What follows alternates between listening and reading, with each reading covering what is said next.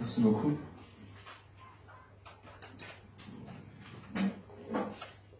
Merci beaucoup Nicole, Agnès et Gisèle qui nous a quittés, bien entendu temporairement, pour vos interventions. Je tiens à redire que je suis extrêmement content d'être là ce soir, très ravi d'être aux côtés de Michel dans cette élection. Michel, c'est une femme que j'ai appris à connaître. Michel, c'est une femme puissante, une femme politique forte, avec des convictions fermement ancrées à gauche. Nous avons eu un début de campagne qui nous a fait travailler ensemble, alors que nous nous connaissions très peu. Donc j'ai appris à la connaître, et je suis persuadé que ça a été une très très bonne prof. Parce que elle s'est exprimée très clairement. Elle s'est exprimée très clairement les choses en des termes simples. Elle a une vision vraiment des sujets. Et elle a aussi une capacité de gestion des équipes, du collectif, qui m'inspire personnellement grandement confiance. Donc voilà, si je peux rajouter cette petite incise, je suis très content d'être aux côtés de Michel dans cette élection, parce que je suis maintenant fermement, j'avais déjà cette intuition, mais maintenant que je travaille avec elle, je suis vraiment fermement convaincu que Michel est quelqu'un de bien, et que c'est quelqu'un qui aura à cœur, qui aura la vocation de défendre le programme commun que nous avons, et qui est une fierté, et on pourra être fiers d'avoir Michel pour nous représenter à l'Assemblée nationale.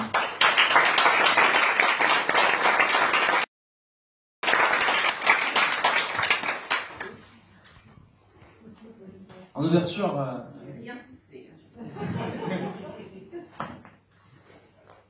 En ouverture de mon intervention, je me disais, parfois j'avais fait une petite anecdote. Là, je me suis dit, on va faire un petit jeu, on va faire une petite devinette.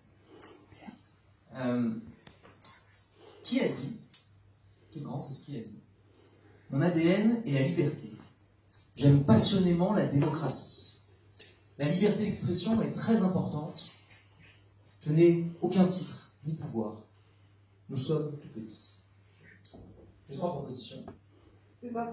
Gisèle Halimi, Edoui Plenel, Edward Snowden. Edward Snowden, d'autres suggestions? Moi, je pensais que c'était Macron. Ça sonne un peu, ouais. Bah, vous avez une bonne intuition, parce que c'est pas tout à fait ça. Mais j'étais roublard, je donnais que des fausses réponses. Que des fausses réponses. Toutes ces réponses étaient fausses, et la bonne réponse sur l'auteur de cette parole hautement philanthropique était Vincent Bolloré. Dans son intervention au Sénat, par la commission d'enquête sur la concentration des médias. L'homme qui a supprimé les guignols parce qu'ils étaient trop irrévérencieux. L'homme qui a viré un humoriste qui croquait l'émission Poubelle de Pascal Praud sur CNews, son Fox News personnel. L'homme qui a poussé sur la même chaîne l'idéologue d'extrême droite Zemmour, multicondamné pour provocation à la discrimination raciale et à la haine religieuse. L'homme qui détient aujourd'hui Editis, Hachette, Canal, Europe 1, le JTD, Prisma. Bon, je ne sais pas ce que vous en dites. Je pense qu'il ne faut pas le croire sur parole. On va lui mettre... Hein? J'étais pas loin quand même. Bien joué, il y avait une très bonne intuition. Et c'était encore... pire, une autre nuance de pire. Et je pense quand même qu'on peut ne pas lui faire confiance et qu'on va lui mettre une gentille loi anti-concentration des médias dans les dents, parce que c'est quand même quelque chose qui ne sont pas saines avec la démocratie. Donc je voulais parler de démocratie, et Agnès a esquissé le sujet, la reparlementarisation de la vie politique, mais aussi la popularisation de la vie politique. Retrouver aussi la souveraineté populaire dans nos institutions.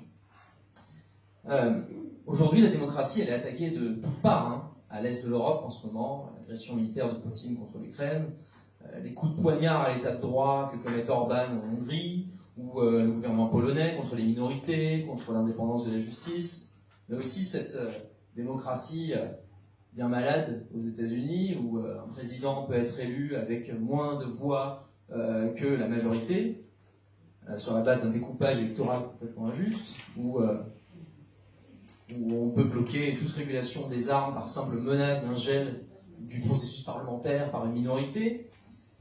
Et quid de la France? Je dirais pas que notre pays n'est pas une démocratie, ce serait évidemment faux. Nous avons des élections libres, une séparation des pouvoirs, un état de droit, au moins des principes de séparation des pouvoirs, une constitution qui préserve les libertés fondamentales. Mais est-ce qu'on a une démocratie en bonne santé? Non. Est-ce qu'on a une démocratie moderne? Non. Est-ce que ce plébiscite, cette monarchie présidentielle, cette machine à capter les très très très grands égos et à leur donner les mains libres de faire la loi pendant 5 ans, est-ce que c'est encore pertinent en 2022 d'avoir ça? Non. La Ve République, elle a été créée dans un contexte bien particulier, la guerre d'Algérie, par le général de Gaulle. Je suis toujours pas certain que la forme parlementariste de la Quatrième République ait vraiment été à la racine des problèmes à l'époque. Et puis ensuite, le régime a été renforcé avec l'élection dans la force de l'exécutif, par l'élection du président au suffrage universel direct. Et on est maintenant 64 ans plus tard. Et est-ce que ce régime reste pertinent? Parce qu'il faut se rendre à l'évidence, c'est la Ve République, dehors de stabilité apparente, en fait, elle est profondément instable.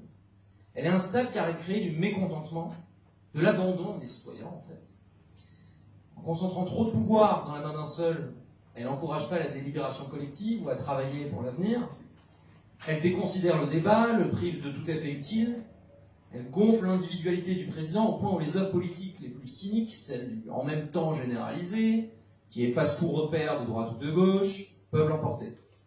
Elle est instable en fait parce qu'elle est rigide, cette Ve République. Et le jour où la colère et la résignation l'emporteront, elle risque de mener à une victoire de l'extrême droite qui la balayera et la démocratie avec. Donc nous devons la réparer, cette République, cette démocratie.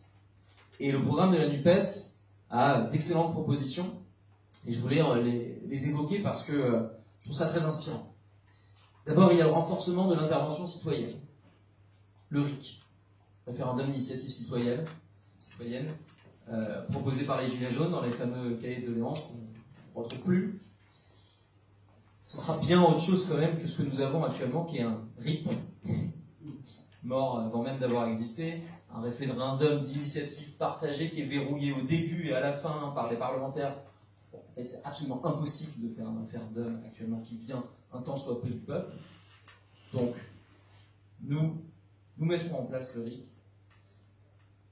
Il sera aussi question de faire évoluer la participation citoyenne, avec un droit de vote à 16 ans, la reconnaissance du vote blanc, le droit de vote des étrangers aux élections locales, et puis respecter tout ce qu'auront fait les conventions, Nicole en parlait, comme la Convention citoyenne sur le climat.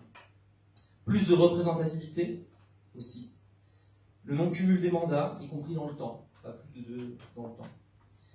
Le statut de l'élu, protéger les élus aussi en leur donnant des possibilités de formation et des possibilités de retour à l'emploi. Parce qu'il y a beaucoup de gens en fait qui n'osent pas aller en politique, parce que s'ils se font élire, ils ne sont pas sûrs de retrouver du boulot.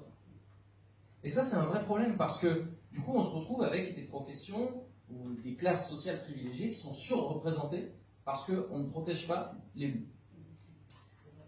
La parité femmes-hommes, la proportionnelle, la permettra enfin à l'Assemblée nationale. Et puis la 6e République. Donc, un régime parlementaire stable, c'est ce qui est dit dans le programme, qui sera proposé par une constituante. La constitution sera validée par référendum.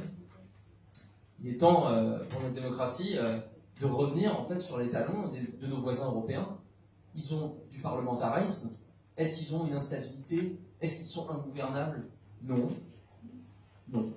Ils ont des démocraties modernes. Il est temps qu'on devienne une démocratie moderne. La proportionnelle et aussi la cassure du synchronisme entre l'élection présidentielle et l'élection législative, pour qu'on puisse apporter vraiment le Parlement comme un contre-pouvoir. La fin du 49-3 et du vote bloqué.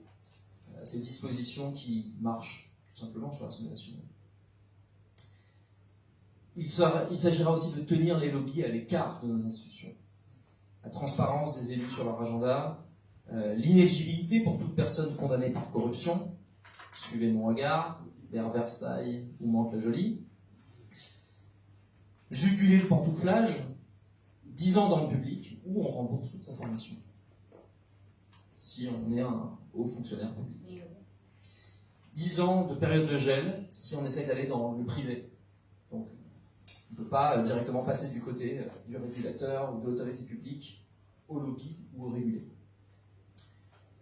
Stop au verrou de Bercy aussi, cette capacité du ministère des Finances de pouvoir intenter des poursuites fiscales ou pas, et de bloquer en fait la capacité de la justice de le faire. Et puis stop à la République McKinsey, où on confie à des cabinets de conseil la conception et l'évaluation des politiques publiques. La laïcité, c'est important aussi dans notre démocratie, séparer les affaires religieuses des affaires publiques, protéger la liberté de conscience, la liberté d'expression, combattre tous les communautarismes et l'usage politique des religions, abroger le concordat d'Alsace-Moselle et ne pas financer publiquement la construction de bâtiments religieux, former les fonctionnaires et les professeurs à la laïcité, et Michel en a très bien parlé lors de notre réunion à Conflans. C'est absolument fondamental parce que les professeurs doivent être accompagnés. On est sur un territoire bien particulier, il s'est passé un attentat contre Samuel Paty, et le besoin en formation sur la laïcité des enseignants est criant et profond. Et puis, pas d'exception pour certaines religions, pas de président nommé chanoine de Latran, pas de présence à des cérémonies religieuses si ce n'est pas justifié par un événement particulièrement grave et important qui la rend œcuménique. Enfin, libérer les médias, j'en parlais au début de notre ami Vincent Bolloré. Mitterrand les avait libérés du joug de l'exécutif, en libéralisant les ondes. Maintenant, on doit les libérer du joug de l'argent. Parce que on voit bien, il y a des gens qui sont en train d'acheter la démocratie.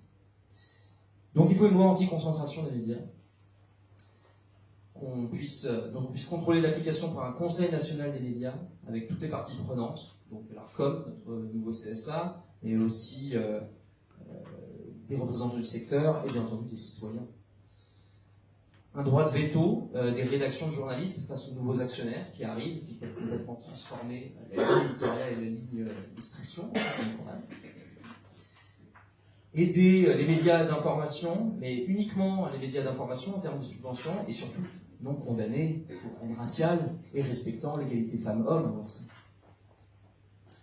Et enfin, et ça c'est ce que nous défendons, maintenir la redevance.